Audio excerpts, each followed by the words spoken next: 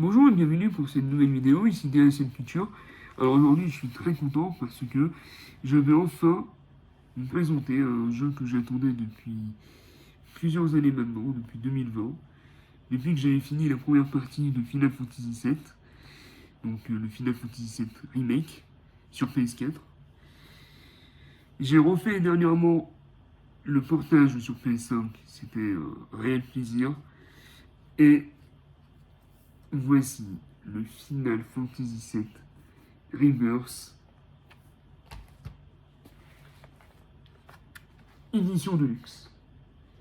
Donc, je m'excuse par avance, ce n'est pas un unboxing, mais une présentation euh, parce que j'ai commencé l'installation du jeu.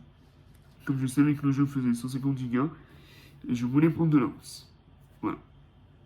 Donc, je vais vous montrer directement le jeu comme ça.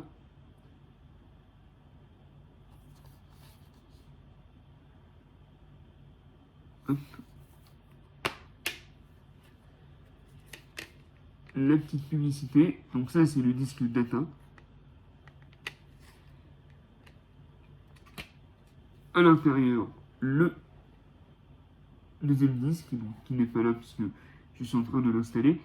Et nous avons une jaquette, comme pour le précédent,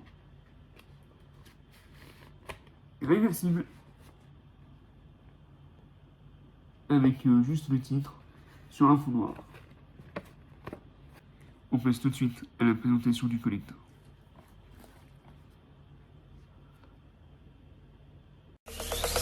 Zombie Apocalypse.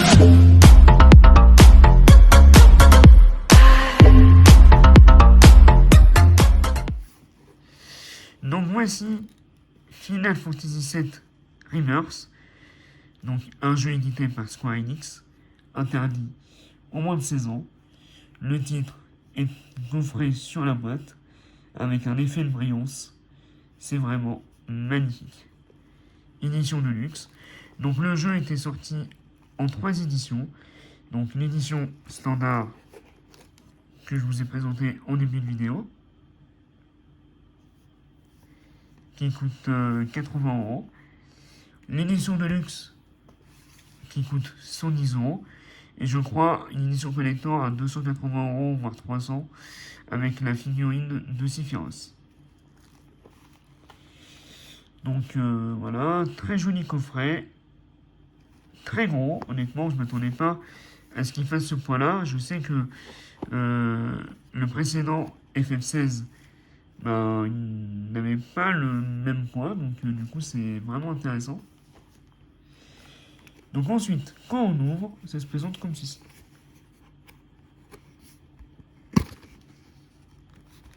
Voilà, donc c'est bien rangé, il y a de la place pour tout.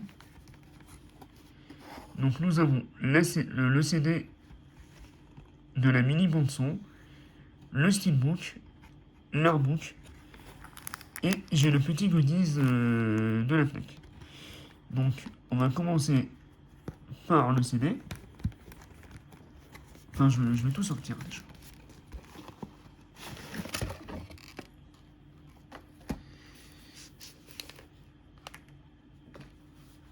Donc je vais commencer par le CD, donc avec une jolie boîte, très sympa. Donc déjà c'est sympa qu'ils ne l'ait pas mis en dématérialisé, donc ça c'est cool.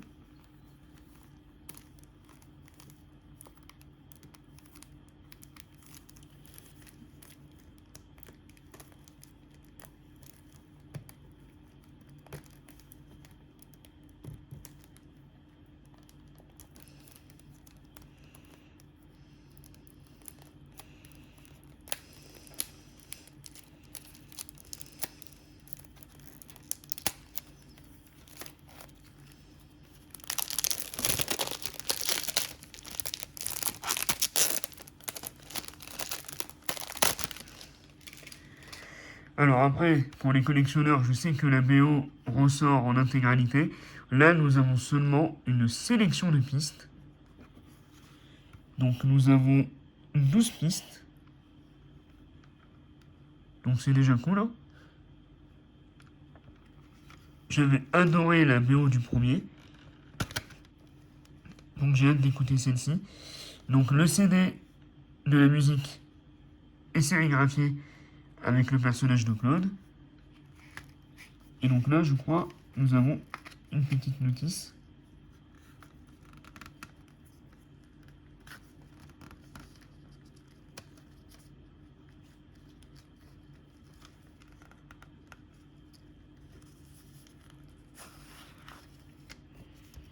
Alors.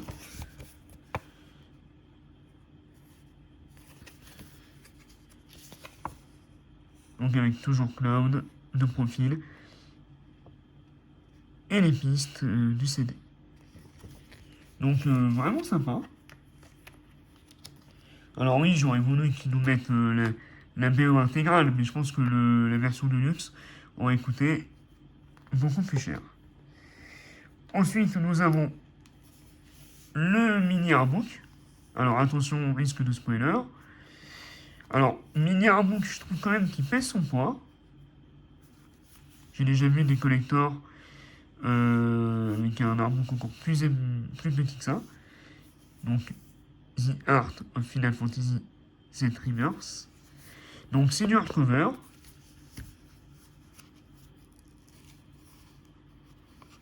Alors, nous avons droit à plusieurs chapitres.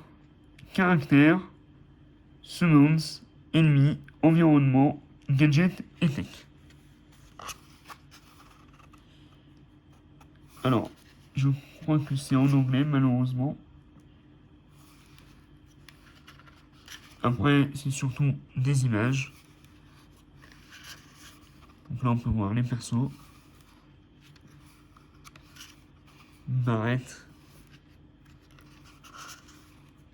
Tifa. Iris.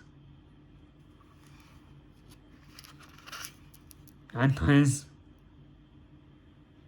Qui fait penser au personnage de Scar dans Le Roi Lion, bizarrement. Yuffie. Que j'avais bien aimé dans le DLC. Alors lui, je connais pas, j'ai pas fait le jeu original, donc je connais pas du tout.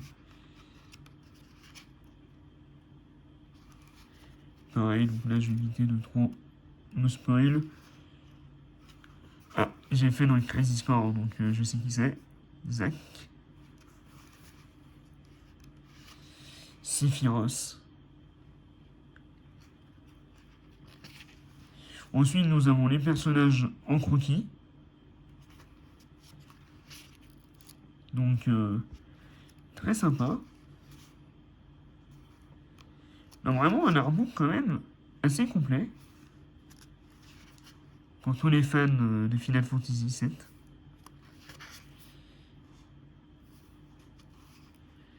Ensuite, donc, j'ai cru voir donc, un titan. Les armes, Odin.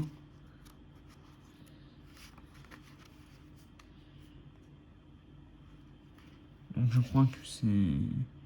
Ah, en fait là je sais pas du tout ce que c'est, ça doit être des invocations je pense. Quelques ennemis.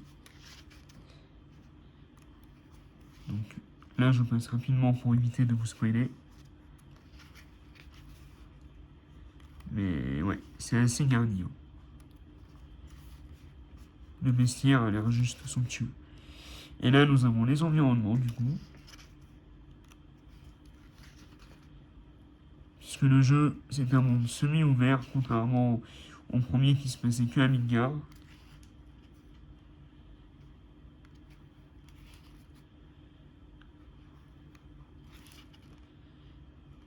Voilà, vraiment très très beau.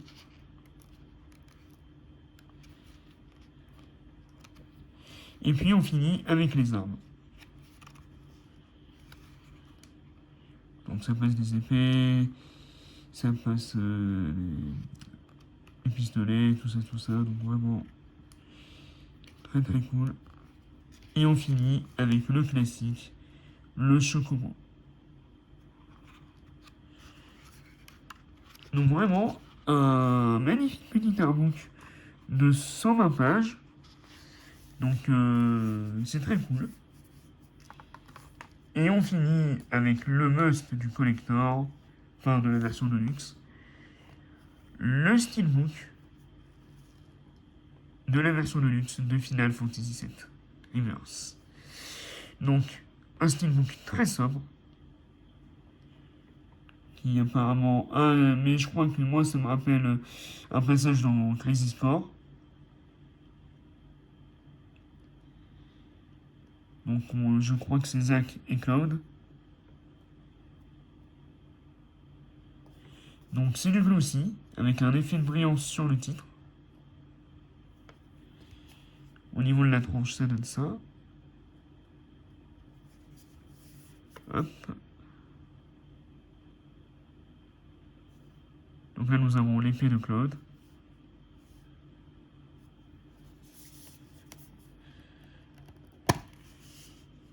Et donc là, je sais pas du tout ce que c'est, ça représente des symboles.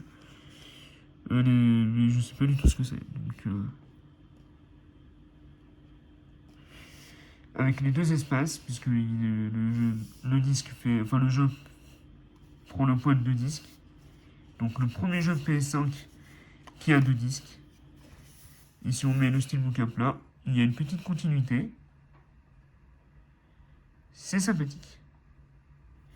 Après, je pense que l'autre visuel du steelbook qui reprenait plus ou moins la jaquette du jeu, et en intérieur, le combat avec Cloud et Sephiroth était peut-être plus belle. Mais c'était un bonus de précommande sur un autre site, et malheureusement, c'était plus dispo. Donc voilà, mais au moins, j'ai quand même un steelbook de Rebirth. Ça complétera mon steelbook du premier Final Fantasy VII. Et voilà. Allez, on se retrouve pour la conclusion. Et j'ai oublié de vous présenter le petit bonus de précommande que j'ai eu du Calafnec. Donc je crois que c'est les protège manettes.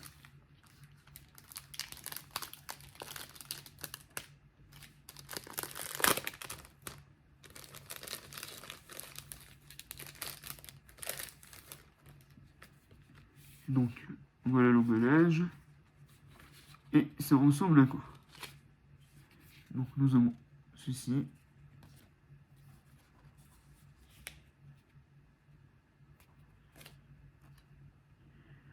Oh, sympa la texture. Après, je sais pas trop comment ça se met, mais... Ok.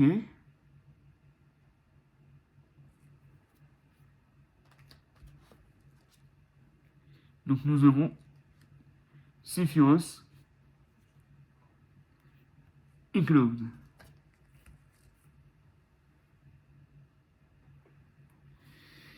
Et donc là, ainsi, il y a quand même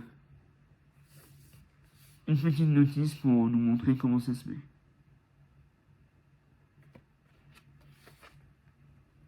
Voilà. Bon, bah, c'est un bonus sympathique. Après, j'aurais préféré le steelbook sur le titre, mais bon, on ne peut pas tout avoir dans la vie. Et au moins, on a quand même, on va dire, un collector assez complet.